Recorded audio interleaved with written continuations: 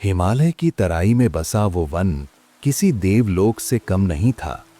जहां तक दृष्टि जाती केवल हरे भरे साल और देवदार के वृक्ष आकाश को छूने की होड़ करते दिखाई देते। हवा में निरंतर एक पवित्र सुगंध घुली रहती थी। गीली मिट्टी, जंगली फूलों और यज्ञ समिधाओं के जलने की गंध। यहाँ समय का प्रवाह बाहरी संसार से भिन्न था। यहाँ घड़ियां सूर्य की गति और पक्षियों के कलरव से चलती थीं। इसी वन के हृदय में ऋषि वराह मिहिर का आश्रम स्थित था। ऋषि वराह मिहिर, जिनका ज्ञान समुद्र की भांति गहन और स्वभाव चंद्रमा की तरह शीतल था, अपने जीवन के अंतिम पहर में थे। उनके चेहरे पर झुर्रियों का जाल था, पर उन झुर्रियों में अनुभवों की नदियां बहती थीं। उनकी आंखें धुंधली हो चुकी थीं, किंतु उनकी अंतर्दृष्टि पहले से कहीं अधिक तीव्र थी। वे उस आश्रम के प्राण थे और आश्रम उनका शरीर। परंतु इस शांत वातावरण में एक तत्व ऐसा भी था जो नदी के प्रवाह के विपरीत बहने वाली धारा के समान था। वो था बद्री। बद्री ऋषि का शिष्य। शरीर से वो किसी भीमकाय चट्टान की तरह सुदृढ़ था। भुजाएं ऐसी मानो लोहे को भी मोड़ दें, और छाती किसी ढाल के समान। किंतु विधाता ने उसके शरीर के निर्माण में जितनी उदारता दिखाई थी, बुद्धि के वितरण में उतनी ही कंजूसी कर दी थी। उसका मन एक कोरे कागज जैसा था, या यूं कहें उस अबोध बालक की भांति जो आग को भी लाल फूल समझकर छूने दौड़ता है। आश्रम में वेद पाठी शिष्य अनेक थे, जो मंत्रों के अर्थों पर शास्त्रार्थ करते थे। किंतु बद्री को न वेद आते थे न शास्त्र। उसे केवल एक ही भाषा आती थी, समर्पण की। उसके लिए गुरु वराह मिहिर मनुष्य नहीं, साक्षात ईश्वर थे, और उस ईश्वर की रक्षा के लिए वो यमराज से भी लड़ने को तत्पर रहता था। ये कथा उसी समर्पण की है, एक ऐसे समर्पण की जो इतना गहरा था कि उसमें विवेक के लिए कोई स्थान नहीं बचा। एक ऐसी भक्ति की जो रक्षक से कब भक्षक बन गई, इसका आभास न गुरु को हुआ और न ही उस भोले बलशाली शिष्य को। ये कहानी उस पतली रेखा की है जो सेवा और स्वामित्व के बीच खिंची होती है, और जब वो रेखा मिट जाती है तो परिणाम केवल रक्त और आंसुओं में लिखा जाता है। स्वागत है कहानियों के समुंदर में। आज की कहानी है गुरु और मूर्ख शिष्य। ये कहानी आपकी उलझनों को थोड़ा हल्का करेगी और आपको एक शांत, सुरक्षित नींद तक धीरे धीरे ले जाएगी। अगर हमारी ये कहानियाँ आपके दिल को ज़रा सा भी सुकून देती हैं, तो चैनल को सब्सक्राइब कर लीजिए। आपका एक लाइक और एक छोटा सा कमेंट हमें अगली रात की कहानी लाने की हिम्मत देता है। और हाँ, कमेंट में ज़रूर बताइए कि आपको ये कैसी लगी और हम क्या बेहतर कर सकते हैं। तो चलिए आज की कहानी शुरू करते हैं। भोर का तारा अभी आकाश में टिमटिमा ही रहा था। वन के पक्षी अपनी नींद में कुलबुला रहे थे, और सूर्य की पहली किरण ने अभी पृथ्वी के माथे को चूमा भी नहीं था। किंतु बद्री जाग चुका था। वास्तव में ये कहना कठिन था कि वो कभी पूरी तरह सोता भी था या नहीं। उसका सोना भी किसी पहरेदार की झपकी जैसा था, जो सूखी पत्ती के खड़कने मात्र से टूट जाती थी। बद्री अपनी कुटिया से बाहर निकला। ठंडी हवा ने उसके विशाल, पसीने से लथपथ नंगे बदन को स्पर्श किया, पर उसे ठंड का कोई आभास नहीं हुआ। उसकी दृष्टि सीधे गुरुदेव की कुटिया की ओर गई। वहां सब शांत था। गुरुदेव विश्राम कर रहे थे। बद्री के चेहरे पर संतोष की एक लहर दौड़ गई। जब तक गुरुदेव सो रहे थे, तब तक संसार सुरक्षित था। उसके लिए गुरुदेव की नींद किसी यज्ञ से कम पवित्र नहीं थी। वो दबे पांव, बिल्ली जैसी निःशब्दता के साथ गुरु की कुटिया के द्वार पर जाकर बैठ गया। उसका विशाल शरीर द्वार को पूरी तरह ढक लेता था। वो वहां किसी पत्थर की मूर्ति की भांति स्थिर हो गया। उसकी आंखें अंधेरे में भी चमक रही थीं और हर दिशा को टटोल रही थीं। क्या कोई जंगली पशु आ रहा है? क्या हवा बहुत तेज चल रही है जिससे गुरुदेव को ठंड लग जाए? क्या कोई मच्छर उस पवित्र देह के पास जाने का दुस्साहस कर रहा है? उसके मन में विचारों की कोई जटिलता नहीं थी। उसमें केवल एक ही विचार निरंतर गूंजता रहता था, मेरे रहते गुरुदेव को कोई कष्ट नहीं होना चाहिए, कोई भी कष्ट नहीं। ये कोई भी शब्द उसके लिए अत्यंत व्यापक था। इसमें केवल शेर और चीते ही नहीं आते थे, इसमें सूर्य की तीखी धूप, हवा का ठंडा झोंका और यहाँ तक कि नींद में आने वाला बुरा स्वप्न भी सम्मिलित था। यदि बद्री का वश चलता तो वो गुरुदेव के स्वप्नों के द्वार पर भी पहरा देता और बुरे स्वप्नों का गला घोंट देता।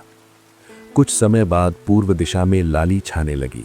आश्रम के अन्य शिष्य जागने लगे। वे स्नान के लिए नदी की ओर जा रहे थे, आपस में वेदों की ऋचाओं का पाठ करते हुए। बद्री उन्हें जाते हुए देखता, किंतु उसकी आंखों में उनके प्रति कोई सम्मान नहीं था, केवल हल्की सी उपेक्षा थी। ये लोग केवल बोलते हैं, बद्री अक्सर मन ही मन सोचता। ये श्लोक रटते हैं, बहस करते हैं, लेकिन जब गुरुदेव के पैरों में तेल लगाने की बारी आती है तो इन्हें नींद आने लगती है। जब गुरुदेव के लिए जंगल से लकड़ी लाने की बात होती है तो इनके कोमल हाथों में छाले पड़ जाते हैं। मैं अलग हूँ। उसे अपनी मूर्खता का भान नहीं था, बल्कि उसे अपने बल पर गर्व था। उसे लगता था कि गुरुदेव की सेवा के लिए बुद्धि नहीं, भुजाओं की आवश्यकता होती है, और भुजाएं उसके पास थीं। जब उसे लगा कि गुरुदेव के जागने का समय हो गया है, वो नदी की ओर दौड़ा। उसे गुरुदेव के मुख प्रक्षालन के लिए जल लाना था। नदी आश्रम से कुछ दूरी पर थी और मार्ग पथरीला था, किंतु बद्री उन नुकीले पत्थरों पर ऐसे दौड़ता था मानो मखमल पर चल रहा हो। नदी के तट पर पहुंचकर उसने अपना तांबे का कलश भरा। जल भरते समय भी वो अत्यंत सतर्क था। उसने ये सुनिश्चित किया कि जल न बहुत ठंडा हो और न उसमें कोई तिनका हो। उसने उंगलियों से जल को छान कर देखा, निर्मल, बिल्कुल गुरुदेव के मन जैसा। वो बुदबुदाया। वापस लौटते समय उसकी चाल बदल गई। अब वो दौड़ नहीं रहा था, वो ऐसे चल रहा था मानो हथेली पर प्राण रखकर ले जा रहा हो। कलश से जल की एक बूंद भी छलकनी नहीं चाहिए थी। यदि जल छलकता तो उसका अर्थ होता कि उसकी सेवा में कहीं कमी रह गई है। जब वो कुटिया पहुंचा, ऋषि वराह मिहिर जाग चुके थे और अपनी शैया पर बैठे ध्यान मग्न थे। बद्री द्वार पर ही ठिठक गया। वो जानता था कि ध्यान के समय भीतर जाना वर्जित है। वो वहीं खड़ा होकर गुरुदेव को निहारने लगा। उसकी दृष्टि में वो कोई वृद्ध और दुर्बल शरीर नहीं था। उसे उस झुर्रीदार चेहरे में ब्रह्मांड का तेज दिखाई देता था। उसे लगता था कि जिन श्वासों से वो सांस ले रहे हैं, उन्हीं से संसार की हवा चल रही है। बद्री का प्रेम अब प्रेम से अधिक स्वामित्व की ओर झुकने लगा था। वो गुरुदेव को केवल अपना मानता था। बद्री, ऋषि की कोमल आवाज आई। उन्होंने आंखें नहीं खोली थी, पर वे जानते थे कि द्वार पर कौन खड़ा है। उस भारी भरकम उपस्थिति को पहचानना कठिन नहीं था। जी गुरुदेव, बद्री की आवाज में बाल सुलभ कोमलता आ गई। वो विशालकाय पुरुष जो एक मुक्के से पेड़ गिरा सकता था, गुरु के सामने पिघलकर मोम हो जाता था। वो भीतर गया और जल का पात्र उनके सामने रख दिया। फिर उसने एक सूती अंगोछा लिया, उसे गीला किया और गुरुदेव का चेहरा पोंछने लगा। उसके हाथ बहुत बड़े और खुरदुरे थे, लकड़हारे जैसे, किंतु जिस कोमलता से वो ऋषि के चेहरे को छू रहा था वो देखने योग्य था। उसे भय था कि कहीं उसकी शक्ति से गुरुदेव की त्वचा छिल न जाए। आज बहुत गर्मी है बद्री, ऋषि ने मंद मुस्कान के साथ कहा। दोपहर तक सूर्य आग बरसाएगा। मैं सूर्य से कह दूंगा कि वो बादलों के पीछे छिप जाए, बद्री ने भोलेपन से कहा। ऋषि हंस पड़े। ये हंसी उपहास की नहीं, स्नेह की थी। तू भी न बद्री, प्रकृति को कौन आज्ञा दे सकता है? मेरी लाठी, बद्री ने गंभीरता से उत्तर दिया। जो भी आपको कष्ट देगा उसे मेरी लाठी आज्ञा देगी, चाहे वो सूर्य हो या इंद्र। ऋषि का मुख गंभीर हो गया। वे बद्री की इस अगाध निष्ठा को समझते थे, किंतु उसके भीतर छिपी हिंसा को भी देख रहे थे। बद्री, उन्होंने समझाया, संसार बल से नहीं संयम से चलता है। हर वो वस्तु जो हमें कष्ट देती है हमारी शत्रु नहीं होती। कभी कभी तपिश भी आवश्यक होती है पकाने के लिए। बद्री ने सिर हिलाया, मानो समझ गया हो, किंतु वो समझा नहीं था। उसके लिए समीकरण सरल था, कष्ट, शत्रु, मृत्यु। स्नान का समय हुआ। बद्री ने गुरुदेव को सहारा देकर उठाया। ऋषि वराह मिहिर अब इतने वृद्ध हो चुके थे कि बिना सहारे के चलना उनके लिए कठिन था। बद्री उनके लिए एक जीवित बैसाखी बन जाता था। वो उन्हें नदी तक ले गया। मार्ग में एक कंटीली झाड़ी गुरुदेव के उत्तरीय में उलझ गए। ऋषि रुक गए और धैर्यपूर्वक उसे सुलझाने लगे, किंतु बद्री की आंखों में क्रोध उतर आया। उसे लगा कि उस झाड़ी ने जानबूझकर गुरुदेव को रोका है, उनका अपमान किया है। उसने गुरुदेव को धीरे से अलग किया, फिर एक ही झटके में पूरी झाड़ी को जड़ से उखाड़ फेंका। कांटों ने उसके हाथों को लहूलुहान कर दिया, पर उसे पीड़ा का कोई अनुभव नहीं हुआ। उसने उखड़ी हुई झाड़ी को दूर खाई में फेंक दिया। बद्री, ऋषि ने दुख से कहा, उस वनस्पति का क्या दोष था? वो तो अपनी प्रकृति के अनुसार खड़ी थी। तुमने एक जीवन नष्ट कर दिया। उसने आपको रोका गुरुदेव, बद्री ने सपाट स्वर में कहा, अपने रक्त रंजित हाथ पोंछते हुए। जो आपके मार्ग में आएगा, मैं उसे जड़ से उखाड़ दूंगा, चाहे वो कांटा हो या पर्वत। ऋषि वराह मिहिर ने गहरी सांस ली। वे जानते थे कि यह भक्ति अब खतरनाक होती जा रही है। बद्री का प्रेम एक ऐसी बेल बन गया था जो वृक्ष को सहारा तो देती है, पर इतनी कसकर लिपट जाती है कि उसका दम घुटने लगता है। नदी में स्नान कराते समय बद्री किसी माता की भांति गुरुदेव को नहला रहा था। वो अपनी हथेलियों में जल भरकर उनकी पीठ पर डालता और उनके पैरों को मल मल कर धोता। अन्य शिष्य दूर से ये दृश्य देख रहे थे। वे आपस में कानाफूसी कर रहे थे और बद्री की इस चाकरी का उपहास कर रहे थे। देखो कैसे बैल की तरह सेवा में लगा है, एक शिष्य ने व्यंग किया। ज्ञान का ज्ञ नहीं आता, बस मालिश करना आता है। बद्री के कान तीक्ष्ण थे, उसने सब सुन लिया। जल के बीच खड़ा वो पलटा और उन शिष्यों की ओर देखा। उसकी दृष्टि में ऐसा क्रोध था कि वो शिष्य सहम गए और चुपचाप वहां से खिसक गए। बद्री ने पुनः गुरुदेव की ओर ध्यान केंद्रित किया। गुरुदेव, ये लोग आपको नहीं समझते, उसने मन ही मन कहा। ये आपको केवल एक शिक्षक मानते हैं जिससे ज्ञान निचोड़ा जा सके।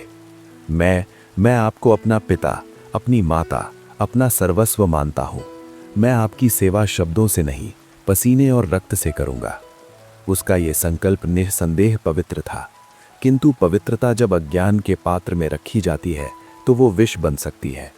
बद्री को ये भान नहीं था कि उसकी ये अति सुरक्षात्मक प्रवृत्ति गुरुदेव को एक पिंजरे में कैद कर रही थी।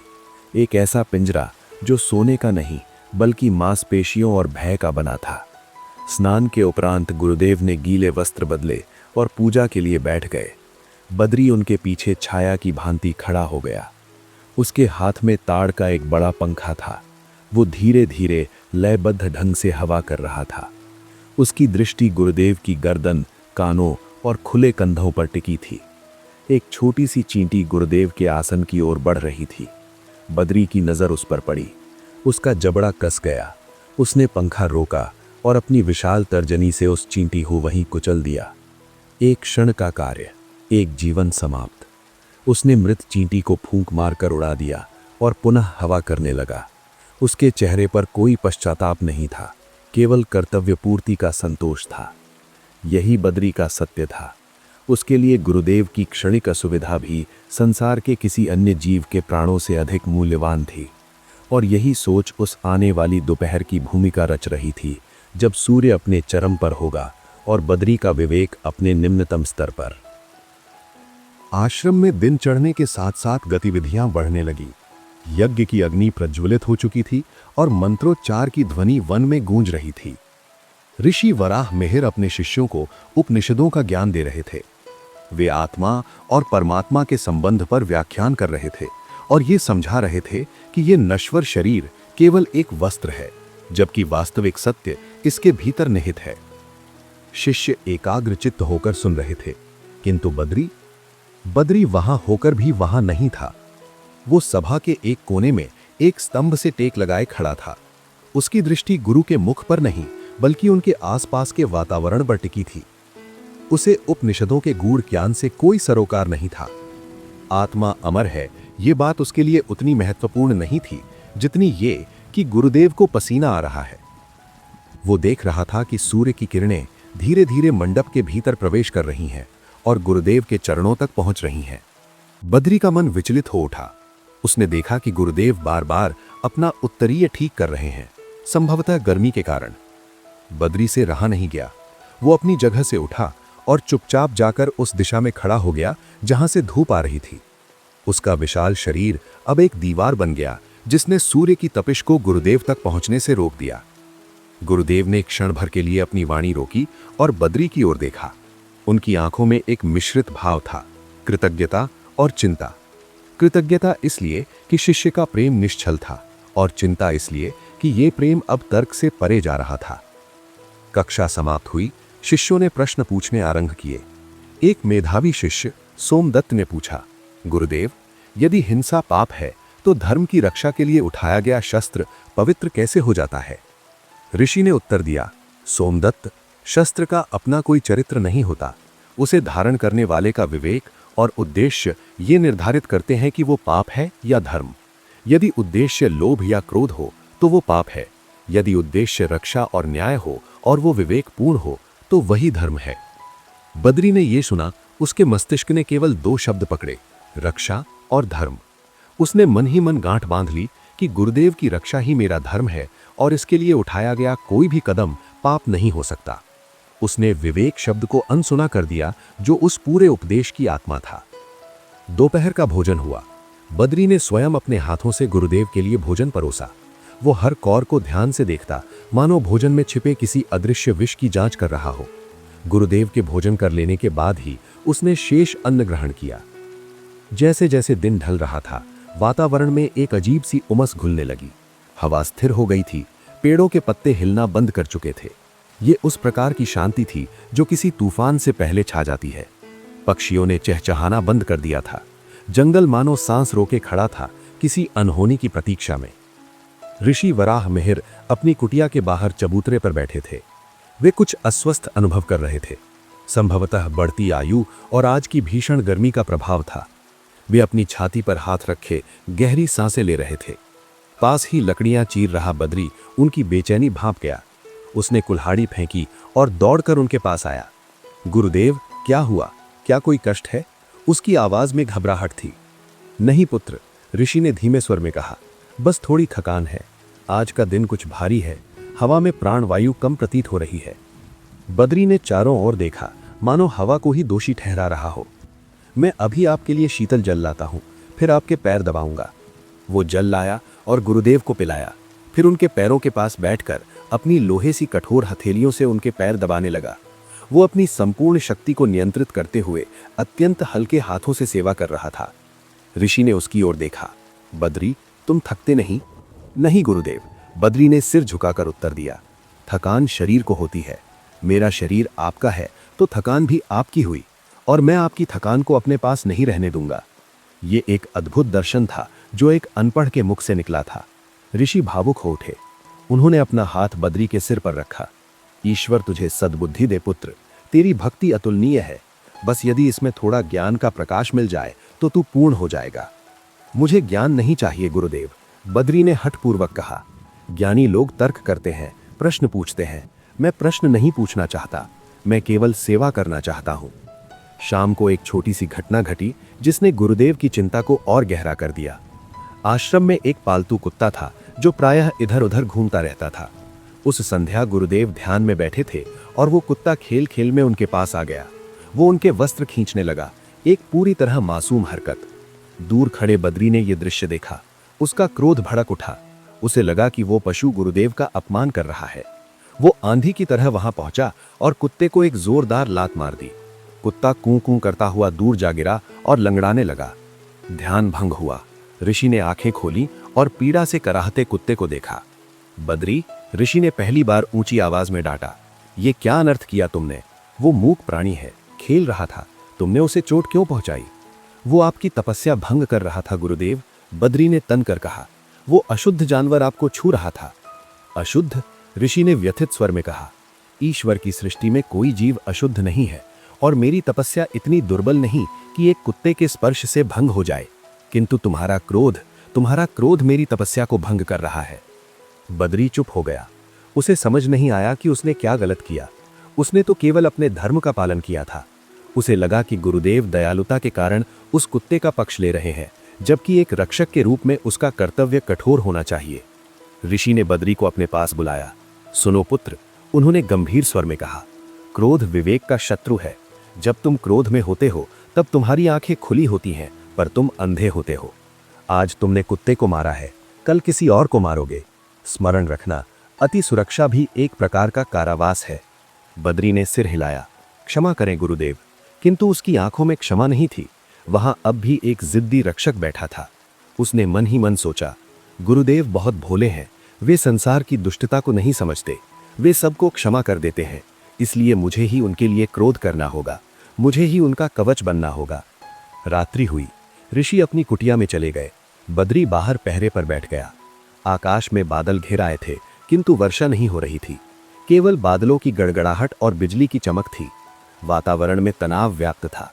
बद्री अपनी लाठी पर तेल लगाकर उसे चमका रहा था।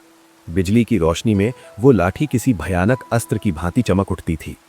वो लाठी से बातें कर रहा था। तैयार रहना, वो फुसफुसाया।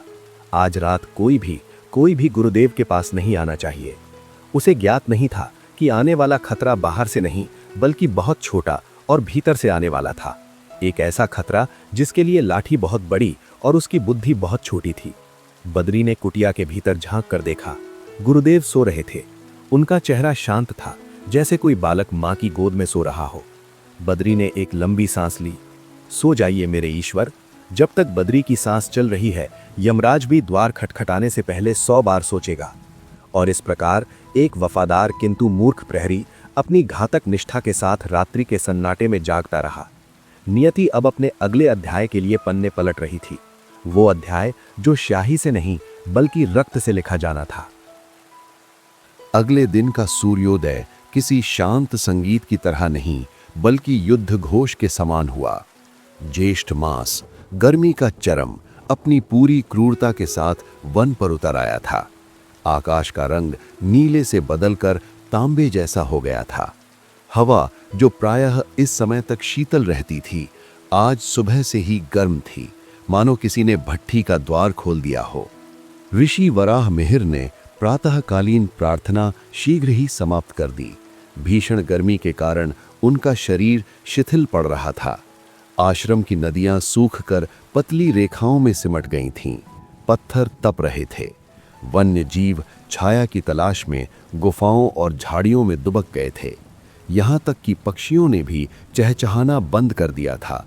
केवल झिंगुरों की एक निरंतर कर्कश ध्वनि वातावरण को चीर रही थी। दोपहर होते होते स्थिति असहनीय हो गई। ऋषि ने अपने सभी शिष्यों को बुला भेजा। वे पसीने से तरबतर थे और उनकी सांसें भारी थीं। पुत्रों, उन्होंने कहा, आज की गर्मी सामान्य नहीं है। ऐसा प्रतीत होता है मानो प्रकृति का कोप बरस रहा हो। तुम सब नदी के उस पार स्थित गुफाओं में चले जाओ, वहां ठंडक रहती है। अपना स्वाध्याय वहीं करना। शिष्यों ने आज्ञा का पालन किया। वे जानते थे कि गुरुदेव को भी एकांत की आवश्यकता है। एक एक करके सभी शिष्य जाने लगे। केवल एक अपनी जगह से नहीं हिला, बद्री। तुम भी जाओ बद्री, ऋषि ने आंखें मूंदते हुए कहा। जाओ और विश्राम करो। मैं आपको इस अवस्था में छोड़कर नहीं जा सकता गुरुदेव, बद्री ने दृढ़ स्वर में कहा। सब चले गए हैं, अब आपकी रक्षा कौन करेगा? मेरी रक्षा ये वन करेगा बद्री, ऋषि ने मुस्कुराने का प्रयास किया। और यहाँ किससे खतरा है? पशु भी गर्मी से व्याकुल हैं, वे आक्रमण नहीं करेंगे। खतरा केवल पशुओं से नहीं होता, बद्री ने तर्क दिया, यद्यपि उसे स्वयं भी नहीं पता था कि वो किस खतरे की बात कर रहा है। गर्मी भी एक शत्रु है, प्यास भी एक शत्रु है।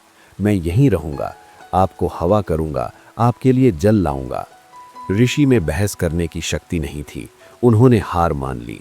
ठीक है, उन्होंने लंबी सांस लेते हुए कहा, पर शांत रहना, मुझे निद्रा की आवश्यकता है। मेरा सिर बहुत भारी हो रहा है। आश्रम अब पूर्णतः रिक्त हो चुका था। सन्नाटा इतना गहरा था कि सूखे पत्ते के गिरने की ध्वनि भी किसी विस्फोट जैसी प्रतीत होती थी। वहां केवल दो ही प्राणी शेष थे, एक वृद्ध ज्ञानी जो नींद की शरण लेना चाहता था, और एक बलशाली मूर्ख जो उस नींद का प्रहरी बना बैठा था। ऋषि वराह मिहिर अपनी कुटिया के बाहर एक विशाल बरगद के वृक्ष की छाया में बिछी शैया पर लेट गए। कुटिया के भीतर घोर उमस थी, इसलिए खुला वातावरण कुछ अधिक अनुकूल था। बद्री ने एक बड़ा सा ताड़ का पंखा उठाया और गुरुदेव के सिरहाने बैठ गया, एक सजग प्रहरी की भांति।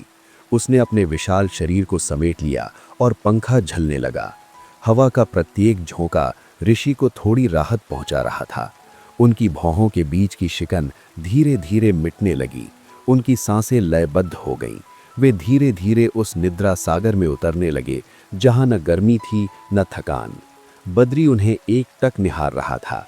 उसके माथे से पसीना बहकर उसकी आंखों में जा रहा था, किंतु उसने पलक तक नहीं झपकाई। उसे लग रहा था कि यदि उसने एक क्षण के लिए भी दृष्टि हटाई तो कोई अनहोनी घट जाएगी। कितने शांत लग रहे हैं, जैसे कोई बालक। मुझे इस शांति को बनाए रखना है। संसार की कोई भी शक्ति इसे भंग नहीं कर सकती। गर्मी निरंतर बढ़ती जा रही थी, लू के थपेड़े चल रहे थे।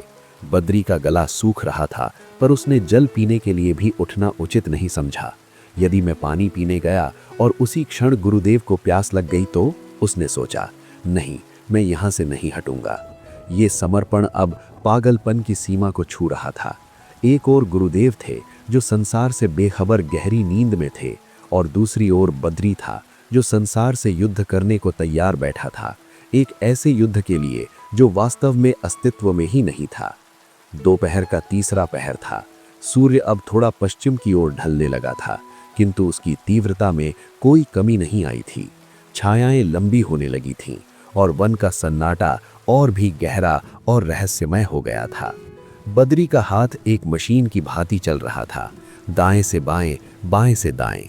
पंखे की हवा गुरुदेव के सिर के श्वेत बालों को धीरे धीरे उड़ा रही थी। गुरुदेव अब गहरी नींद में थे। अचानक बद्री की एकाग्रता भंग हुई। एक अत्यंत मंद किंतु स्पष्ट ध्वनि उसके कानों में पड़ी, भिन्न भिन्न भिन्न। बद्री की पुतलियां घूम गईं। उसकी दृष्टि उस ध्वनि के स्रोत को खोजने लगी। वो एक वन भ्रमर था, बड़ी जंगली मक्खी, काला चमकीला और आकार में साधारण मक्खी से कहीं बड़ा। वो बरगद की एक डाली से उतरा और गुरुदेव के आसपास मंडराने लगा। बद्री का शरीर तन गया। दुष्ट, उसने मन ही मन कहा, तुझे शोर मचाने के लिए यही स्थान मिला। उसने पंखे की गति थोड़ी बढ़ा दी ताकि हवा के दबाव से वो मक्खी दूर चली जाए। मक्खी झोंके से लड़खड़ाई और कुछ दूर जा गिरी। बद्री ने राहत की सांस ली, किंतु वो राहत क्षणिक थी। कुछ ही पलों में वो मक्खी पुनः लौट आई। इस बार वो और भी समीप आ गई थी। वो गुरुदेव के कान के पास मंडराने लगी। उसकी भिन्न भिन्न की ध्वनि उस गहन सन्नाटे में बद्री को नगाड़े जैसी प्रतीत हो रही थी। ऋषि के मुख पर हल्की सी हलचल हुई। उन्होंने निद्रा में ही नाक सिकोड़ी और हाथ हिलाया, मानो मक्खी को उड़ा रहे हो। ये दृश्य देखकर बद्री का रक्त खौल उठा। इसने गुरुदेव को परेशान किया। बद्री ने सोचा, इस तुच्छ जीव ने मेरे ईश्वर की नींद में विघ्न डाला। उसका चेहरा लाल पड़ गया। उसने पंखा एक हाथ में लिया और दूसरे हाथ से मक्खी को उड़ाने का प्रयास किया। भाग जा, उसने फुसफुसाते हुए तर्जनी हिलाई। भाग जा, नहीं तो अनर्थ हो जाएगा। मक्खी को शायद उसकी चेतावनी समझ में नहीं आई, या संभवतः ऋषि के पसीने की गंध उसे आकर्षित कर रही थी। वो फिर लौटी और इस बार ऋषि के माथे पर ठीक दोनों भौहों के बीच आ बैठी। ऋषि ने निद्रा में फिर से सिर हिलाया। वे करवट बदलने लगे। उनकी गहरी नींद टूटने लगी थी। बद्री का धैर्य अब जवाब देने लगा था। उसे प्रतीत हुआ कि ये कोई साधारण जीव नहीं है, ये कोई असुर है जो मक्खी का रूप धर कर आया है। ऋषि का शत्रु, तुझे मैं जीवित नहीं छोड़ूंगा, बद्री ने संकल्प किया। वो अपनी जगह से उठा नहीं, किंतु उसकी आंखें अब शिकारी की आंखें बन चुकी थीं। वो मक्खी को देख रहा था। मक्खी उड़ी, घूमी और फिर ऋषि की गर्दन पर जा बैठी। बद्री ने पुनः पंखा जोर से झलका। मक्खी उड़ी किंतु दूर नहीं गई। वो वहीं आसपास चक्कर काटने लगी। ये लुका छिपी का खेल बद्री के मानसिक संतुलन को डगमगा रहा था। गर्मी, पसीना, भूख, प्यास और अब ये मक्खी। बद्री का क्रोध ज्वालामुखी की भांति उबलने लगा। उसे लगने लगा कि पूरी सृष्टि गुरुदेव की नींद के विरुद्ध षड्यंत्र रच रही है और वो अकेला योद्धा है जिसे इस षड्यंत्र को विफल करना है। तू मानती नहीं है, बद्री बुदबुदाया। उसके दांत भिंच गए। तुझे प्रेम की भाषा समझ नहीं आती, तुझे दंड चाहिए। उसने पंखा नीचे रख दिया। पंखे से केवल हवा मिलती है और हवा से शत्रु नहीं डरते। शत्रु को नष्ट करने के लिए शस्त्र चाहिए। उसकी दृष्टि आसपास किसी भारी वस्तु को खोजने लगी। उसकी लाठी कुछ दूरी पर रखी थी, किंतु वो लंबी थी, उससे सटीक प्रहार कठिन था। उसे कुछ ऐसा चाहिए था जो एक ही वार में काम तमाम कर दे। तभी उसकी नज़र कुटिया के द्वार के पास रखे एक सिलबट्टे पर पड़ी।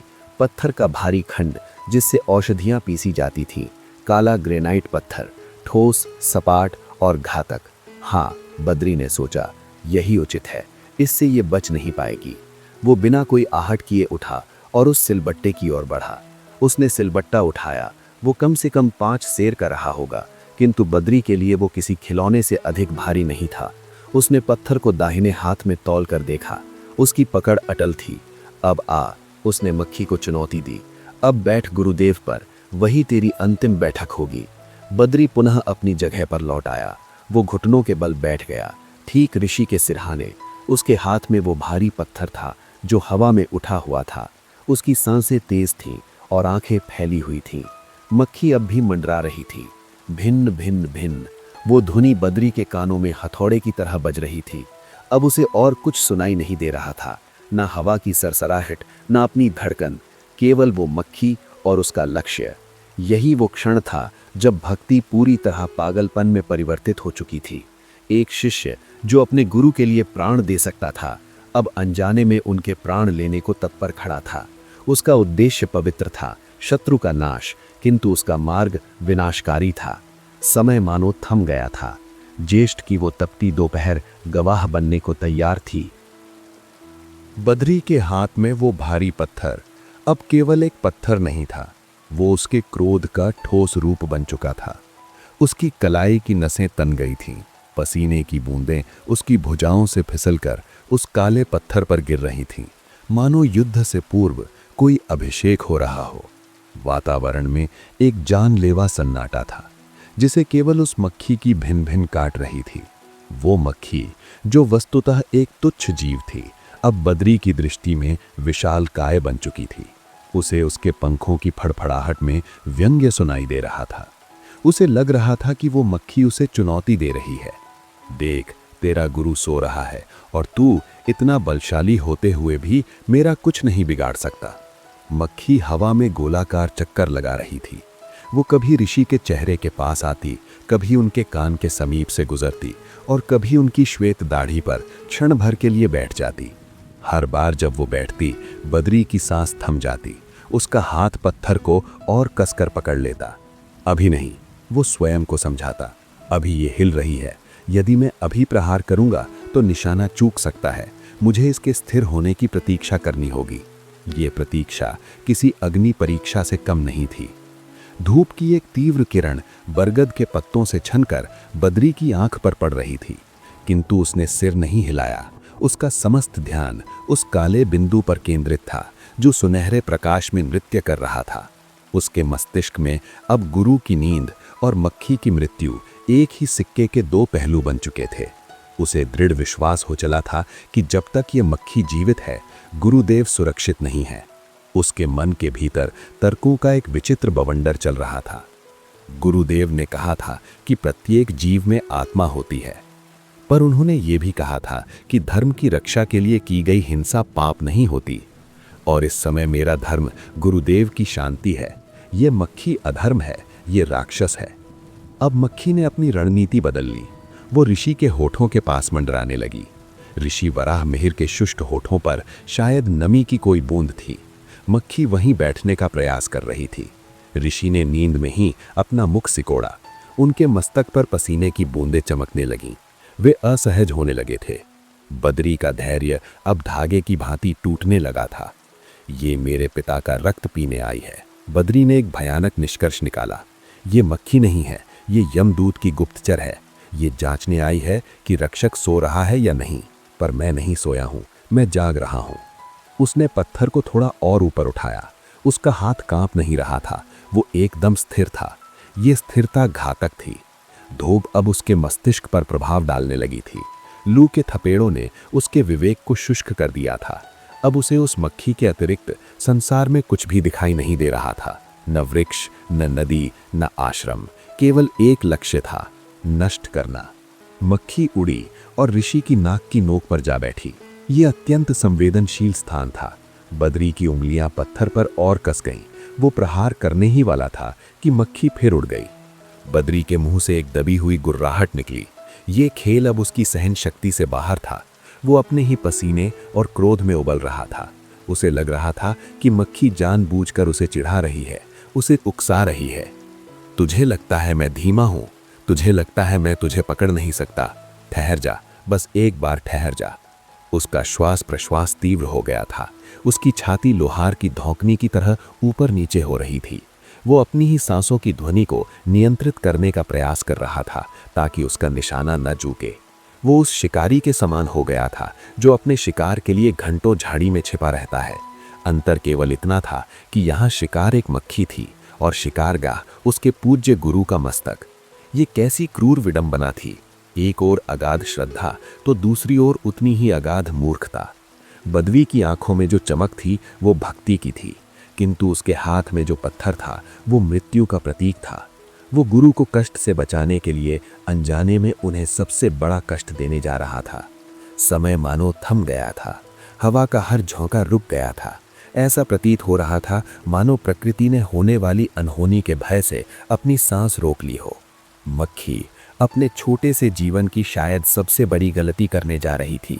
वो कुछ क्षण और हवा में मंडराती रही, जैसे सही स्थान का चुनाव कर रही हो, और फिर उसने अपना स्थान चुन लिया। वो धीरे से नीचे उतरी और ऋषि वराह मिहिर के गले कंठ पर जा बैठी। गला, शरीर का वो अत्यंत नाजुक भाग जहां से जीवन की नस धड़कती है, जहां से श्वास का आना जाना होता है। मक्खी ठीक उसी स्थान पर बैठी थी जहां त्वचा के नीचे जीवन स्पंदित हो रहा था। बद्री की आंखें फैल गईं। ये अंतिम सीमा थी। बस, बद्री के मन ने निर्णय सुना दिया। अब और नहीं, अब तू यहां से जीवित नहीं उड़ेगी। उसने दोनों हाथों से उस भारी पत्थर को उठाया। उसका शरीर धनुष की भांति तन गया। उसकी भुजाओं की मांसपेशियां पत्थर जैसी कठोर हो गई।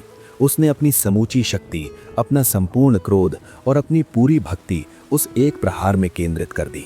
उसका ध्यान केवल मक्खी पर था। उसे मक्खी के नीचे की कोमल त्वचा दिखाई नहीं दे रही थी।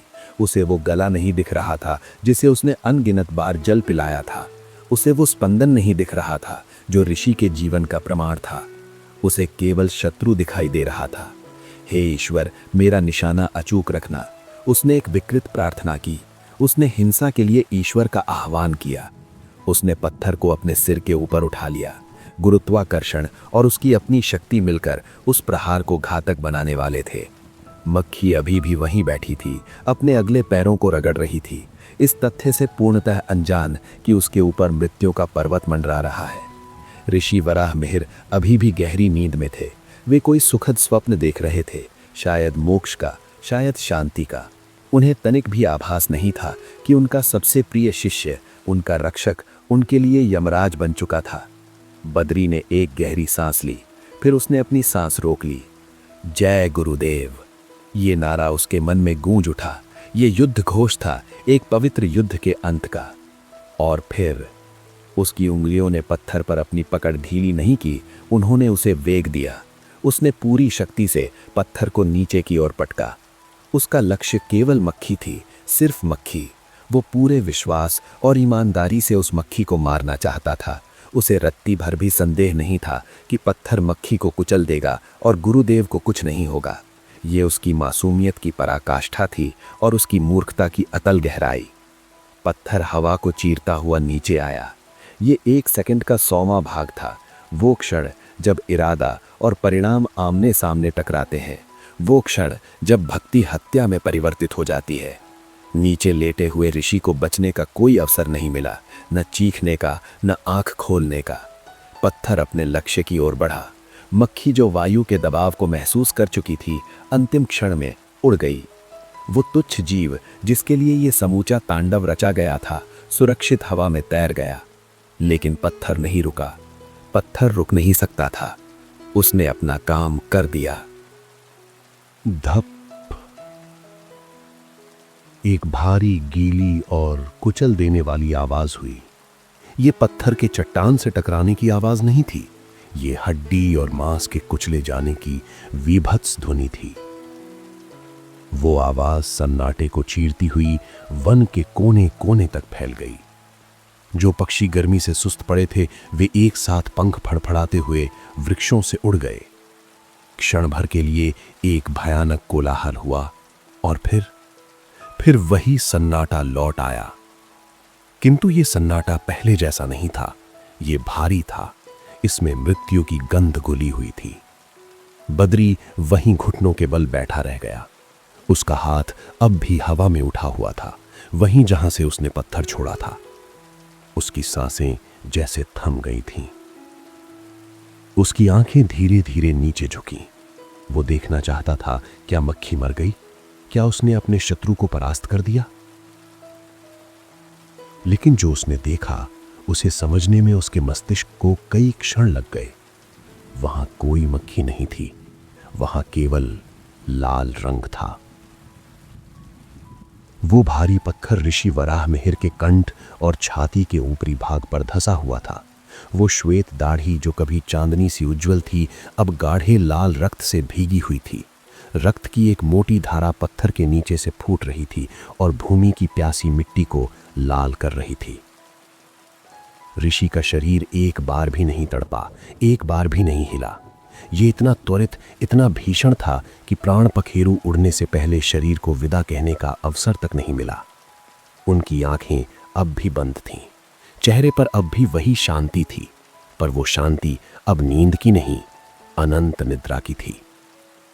बद्री पलकें झपका नहीं पा रहा था। उसका मस्तिष्क इस दृश्य को अस्वीकार कर रहा था। गुरुदेव, उसने अत्यंत धीमी आवाज में पुकारा। गुरुदेव, मैंने उसे मार दिया, वो भाग गई। नहीं, वो मर गई होगी। उसने हाथ बढ़ाया और पत्थर हटाने का प्रयास किया। पत्थर अब फिसलन भरा हो गया था। रक्त से सने उस पत्थर को उसने बड़ी कठिनाई से हटाया और एक ओर लुढ़का दिया। पत्थर के हटते ही जो दृश्य सामने आया उसने बद्री की आत्मा को चीर दिया। कंठ, वो कंठ जिससे वेद मंत्र गूंजते थे, अब कुचले हुए मांस का एक लोथड़ा बन चुका था। हड्डी टूटकर बाहर झांक रही थी। उठिए गुरुदेव, मक्खी चली गई, अब आप सुरक्षित हैं। मैंने उसे भगा दिया। उसने अपने विशाल हाथों से ऋषि के कंधों को झकझोरा। गुरुदेव, अब जाग जाइए, संध्या होने वाली है। परंतु गुरुदेव नहीं जागे। उनका सिर एक ओर लुढ़क गया, पूरी तरह निर्जीव। उस लुढ़कते हुए सिर ने बद्री के भ्रम का अंतिम आवरण भी हटा दिया। उसे अपनी हथेलियों पर कुछ गीला सा महसूस हुआ। उसने अपने हाथों की ओर देखा। वे लाल थे, पूरी तरह लाल। यही वे हाथ थे जिनसे उसने प्रातः गुरुदेव के चरण धोए थे। यही वे हाथ थे जिनसे उसने उन्हें भोजन कराया था। और आज उन्हीं हाथों में उनका जीवन समाप्त हो गया था। एक चीख जो उसके पेट की गहराइयों से उठी थी उसके कंठ में अटक गई। वो बाहर नहीं आ सकी। वो केवल एक घायल पशु की भांति गुर्राया, ऐसे पशु की तरह जो अपने ही जाल में फंस गया हो। नहीं, वो बुदबुदाया, नहीं, ये नहीं हो सकता। मैं तो रक्षक हूं, मैं तो सेवक हूं। वो विक्षिप्त सा चारों ओर देखने लगा। वो मक्खी को खोज रहा था, मानो ये सब उस तुच्छ जीव का कोई काला जादू हो। कहाँ है तू? वापस आ, मेरे गुरुदेव को ठीक कर। लेकिन मक्खी वहां नहीं थी। वो अपना काम कर चुकी थी, जीवित और सुरक्षित, और वन की गहराइयों में कहीं खो चुकी थी। पीछे रह गया था केवल एक मृत गुरु और एक जीवित लाश बना शिष्य। बद्री ने फिर से गुरुदेव के वक्षस्थल पर कान लगाया। न कोई धड़कन थी, न कोई श्वास। तब वो समझ गया, उसका भोलापन, उसकी मूर्खता और उसकी वो हिंसक भक्ति सब एक साथ उसके सामने नग्न खड़े थे। उसने रक्षा नहीं की थी, उसने संहार किया था। शाम का धुंधलका गहराने लगा था। वन के वे शिष्य जो गुफाओं में विश्राम करने गए थे अब लौट रहे थे। वे दूर से ही आपस में बातें कर रहे थे, हंस रहे थे। उन्हें नहीं पता था कि आश्रम अब आश्रम नहीं रहा था, वो शमशान बन चुका था। सोमदत्त सबसे आगे था। उसने दूर से ही देखा कि बद्री गुरुदेव के पास बैठा है। लगता है गुरुदेव अभी भी सो रहे हैं, और देखो वो पागल बद्री अब भी वहीं पहरा दे रहा है। वे हंसते हुए पास आए, किंतु जैसे जैसे वे निकट आए उनकी हंसी धीमी पड़ती गई। हवा में उन्हें एक अजीब सी गंध महसूस हुई, ताजे रक्त की गंध। सोमदत्त ठिठक गया। ये क्या है? उसने बद्री को देखा। बद्री का शरीर रक्त से लथपथ था। वो पत्थर के पास बैठा झूल रहा था और कुछ बुदबुदा रहा था। बद्री, सोमदत्त ने पुकारा। उसकी आवाज में भय था। बद्री ने सिर उठाया। उसकी आंखें रिक्त थीं। उनमें अब कोई भाव नहीं था, न क्रोध, न प्रेम, न भय, केवल एक अनंत शून्य। चुप, शोर मत करो, गुरुदेव सो रहे हैं। मक्खी मक्खी फिर आ जाएगी। सोमदत्त और अन्य शिष्य दौड़े। जब वे पास पहुंचे और दृश्य देखा तो उनके पैरों तले जमीन खिसक गई। कई शिष्य उल्टियां करने लगे, कुछ चीख पड़े, कुछ वहीं बेहोश होकर गिर पड़े।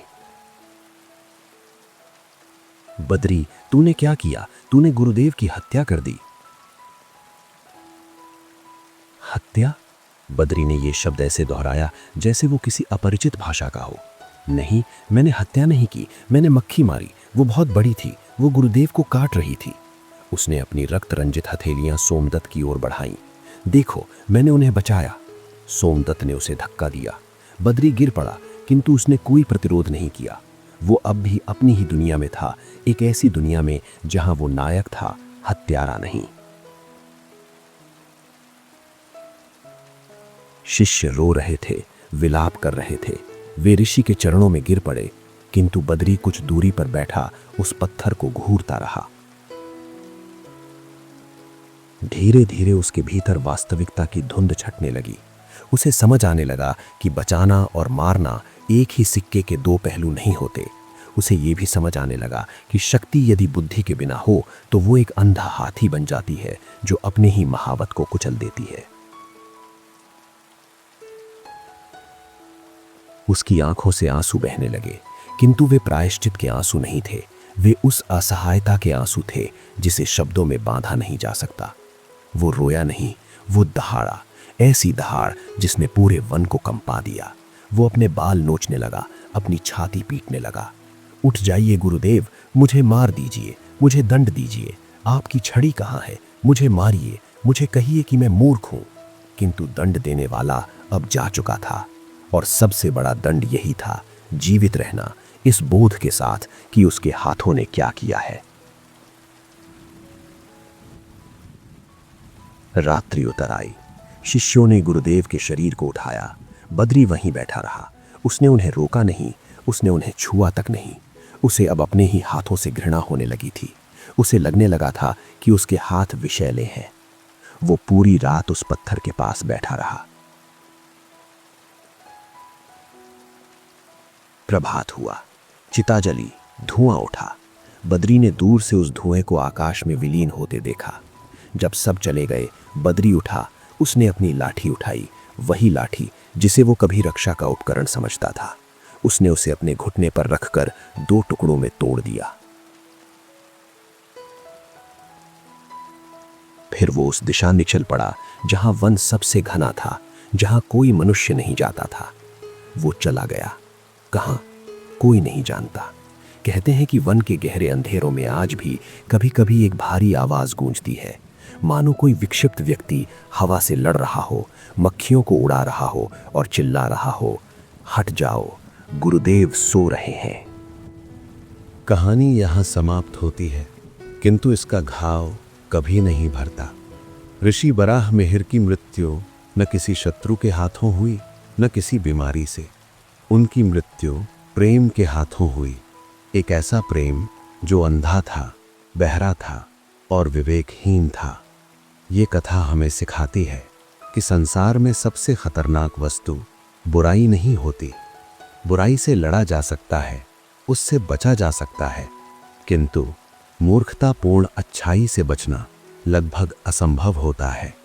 एक समझदार शत्रु एक मूर्ख मित्र से 1000 गुना बेहतर होता है। शत्रु का वार सामने से होता है जिसे हम देख सकते हैं, परंतु मूर्ख मित्र का वार हमारी रक्षा की आड़ में होता है, जिसे हम तब तक नहीं पहचान पाते जब तक बहुत देर ना हो जाए। बद्री बुरा नहीं था, उसका हृदय गंगा जल की भांति पवित्र था, किंतु उस पवित्र जल को धारण करने वाला कलश, उसकी बुद्धि, फूटा हुआ था। और फूटे हुए कलश से यदि अमृत भी बहे तो अंततः वो कीचड़ ही बनाता है। इसलिए अपनी भक्ति में, अपने प्रेम में, अपने समर्पण में सदा विवेक का दीपक जलाए रखें, क्योंकि अंधकार में की गई सेवा प्रकाश में अपराध बन सकती है। और बस यूं ही एक और लहर ने अपनी कहानी कह दी। अगर ये कहानी दिल को छू गई हो तो कहानियों के समुंदर को सब्सक्राइब कीजिए और अगली लहर का इंतजार कीजिए, क्योंकि हर रात एक नई कहानी लेकर आती है। हाँ, शुभ रात्रि।